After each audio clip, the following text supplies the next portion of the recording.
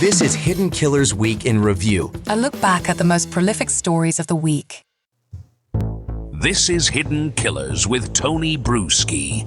All right, buckle up. We're going into the case of Bryan Kohberger with some fresh new court filings. And, you know, when one thing doesn't stick, you got to keep trying. Try again.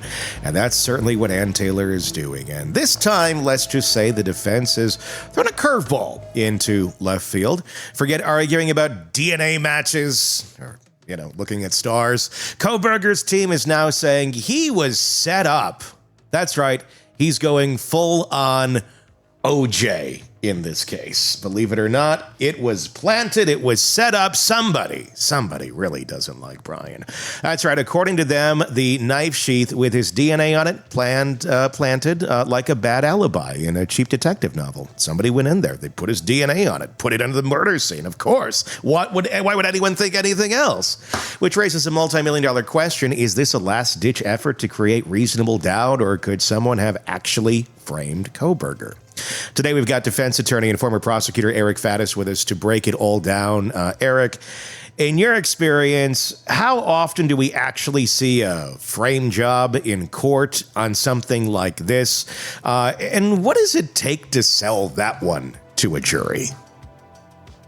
In terms of how often people are framed, it really depends on who you ask. You ask a prosecutor and they'll say, hey, that is a fiction. That largely doesn't happen, maybe 0.1% of the time. You ask some defense attorneys, especially ones who've been around for decades and decades, and they'll say, hey, look, man, I've seen it and we've proven it. So the frequency of it is debatable, but it's a difficult road to hoe for the defense, in part because they have to, the next question in terms of you tell someone you're framed, the question will be why? Why would they come at your guy? Why Kohberger? Why frame him for a quadruple homicide he didn't do? And Kohberger doesn't have the same kind of answer that OJ or other folks who have alleged framing do. No, I mean, we've been talking, the Delphi case we talk about a lot. That looks like, not necessarily planted evidence, but just lack of looking at evidence. This is one where it would be something was planted. They're making the accusation essentially and throwing it out into the ether that somehow the knife sheath, the DNA on it that only belongs to Kohberger, was planted by someone. Who? We don't know that. Why? We don't know that. These are questions a jury is going to want to know answers to. You can't just throw out there, oh, he was framed. Why? If you were throwing this out there and you are Ann Taylor, how are you going to present this? I think that the way she could be looking at it is that, hey, there was this catastrophic tragedy in this town. 4 innocent college kids were murdered and stabbed to death in a gruesome way. This town needs justice. This is a small town. This is a college town. It's a small police department. There's a lot of pressure on the police department to find a culprit. And when they thought that they had some evidence against somebody, they wanted to put their finger on the scales and ensure that they would secure this conviction so the community could have some peace and closure. And that's what they did to my client. That could be one way Ann Taylor argues it. Seems like a stretch, especially considering this wasn't like a 5-year investigation. They got Kohberger in the time frame of things, relatively quickly. It wasn't the next day. Excuse me. It went in a couple of weeks, and there was a lot of questions at the beginning of how well are they doing their job. There was a lot of criticism back then. We were one of them raising the flag, going, what the hell's going on over here, guys? And it turned out a lot. They just were holding their cards very close to the vest. So that doesn't necessarily play in the favor of that argument where there's this frustration and all roads have led to nothing. Because they did. They had stuff. They were following it. They ended up going to Pennsylvania and checking out the garbage and then comparing it. And the only DNA that we know of in this case that is completely matched to Kohberger and no one else, how would you go about and get that DNA to plant it? And why Bryan Kohberger? How are you going to find that? And how are you going to get this specifically on that knife sheath in that exact spot. It's not like you're just like taking like, this is kind of gross that I even have this here, but I cut my hand the other day. It's not like you have a Band-Aid, the person, and you're just like, let's smudge it around on this sheath and there's DNA there. No, I mean, this is very specific. It's right where a thumb would go to open said sheath. It seems like quite a stretch. Are we just getting really desperate here? Law enforcement would have to go through some investigative gymnastics in order to accomplish what the defense is claiming they did in terms of planting this for the reasons you just mentioned. I think that this is, in any death penalty case, which Kohberger's case is, there's an element of desperation on behalf of the defense. You've got to come with everything including the kitchen sink. You've got to just leave no stone unturned, raise all plausible arguments you can possibly raise, and perhaps that's a part of what's going on here. And maybe they're hoping that, hey, we put all of these questionable arguments together. Do they accumulate to, one potentially credible argument? Maybe. It's a big maybe. They've already gone down the road of everything else. Obviously, this is before trial, so some of it matters, some of it doesn't. I'm going to ask you just how much this matters. Is they've already run it down going, oh, the science is bad on that. Well, it could have been something else. Or they're running everything. And it's not just that it's not his DNA on it or it's flawed methods. Now it was planted. It's basically saying it is his DNA, but somebody else put it there. When this actually goes to trial, how much of their scheming can actually make it into court? I mean, how many of these, well, first they said it was this, then they said it was that. What do you guys think, jury? Because they don't seem to know themselves. I mean, can that be brought up in that sort of a way? Some judges are very permissive when it comes to defense arguments, especially in a homicide case, especially in a death penalty case. Sometimes they'll say, hey, this argument seems a little whack, but it's a serious case and I'll let defense do their thing. Other judges require a credible showing that there is some evidence buttressing especially such an inflammatory allegation like planting evidence like that. And so will the judge on this case require that much of defense before this even gets to the jury? The judge could require that, and the jury, it's possible, might not even hear about it. Defense doesn't get to go in there and just say, hey, we think the man on the moon did this. There's got to be evidence supporting their arguments. They're pretty close to that, though, really. I mean, they're just like one step away from like that. Like, he loves the stars. Look at. We also have recently, because the judges said, okay, we need to be a little more transparent on this. So we've seen the text message string come out from the surviving roommates. And it puts into perspective what went on, I think, into their minds when you really take into account their age, the way they communicate, and all that. I'm not going to break down, why I think there's nothing nefarious there, because I don't think there is. I just think it's, young, inexperienced people at life that were in a crisis, spooky situation and didn't really know the gravity of it.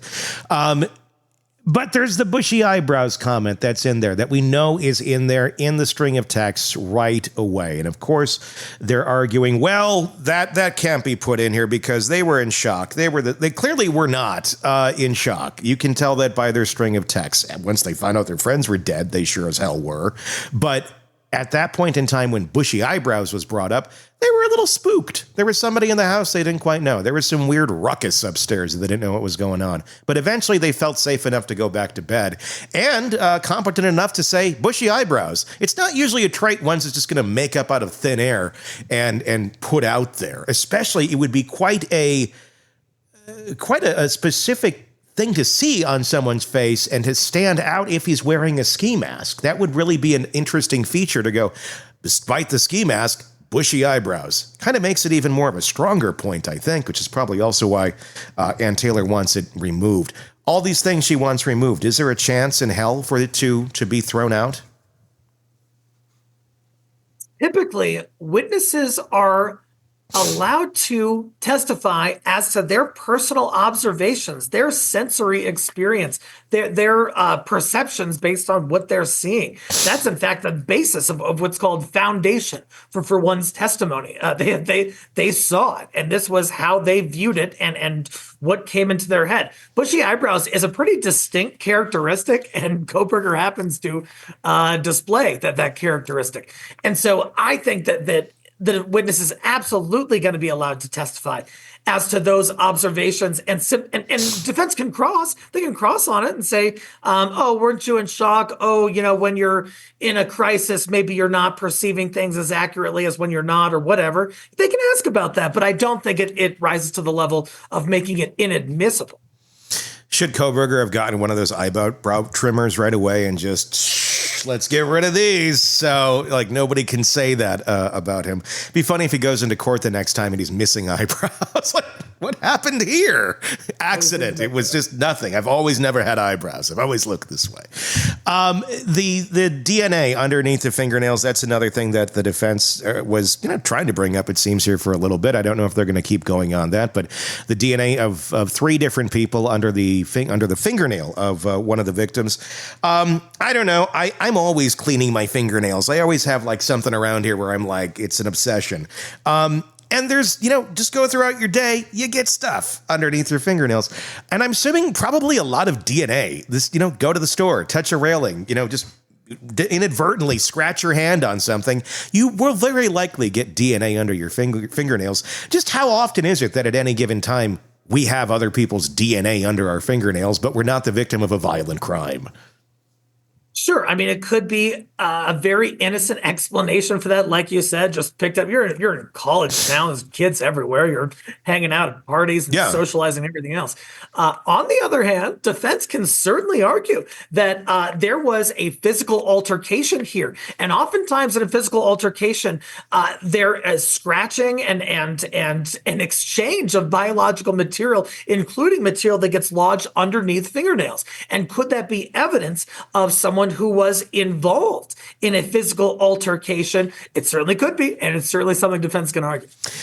Yes. I mean, I guess it can create some reasonable doubt, because as of our technology today, we do not have a way of breaking those three different DNA profiles down to say definitively here is who they all belong to. Now, 10 years from now, I wonder if that will be better. There's a lot of cases we look back on and go, well, we didn't have that technology then. Now we can look at this in a lot clearer light. So I'm curious 10 years down the road what exactly we're going to find in that.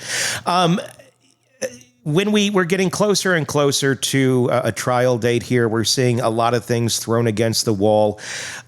Does it tell you, and obviously this is a capital case, when we've seen like theory after theory after theory being thrown out there by the defense, what does that tell you as a defense attorney? And even more so when you were a prosecutor, when you saw things like that happen, or as a defense attorney, if you ever feel like we got to keep throwing things out here, what does that tell you about the strength of a case?